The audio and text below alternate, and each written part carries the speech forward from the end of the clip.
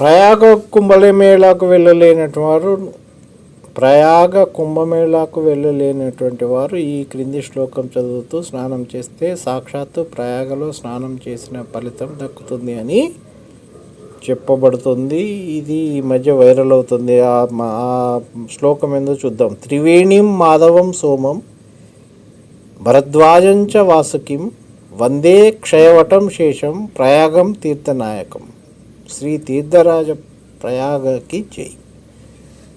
So మళ్ళొకసారి చూద్దాం. త్రివేణీం మాధవం సోమం భరద్వాజంచ వాసుకిం వందే క్షయవటం శేషం ప్రయాగం తీర్థనాయకం.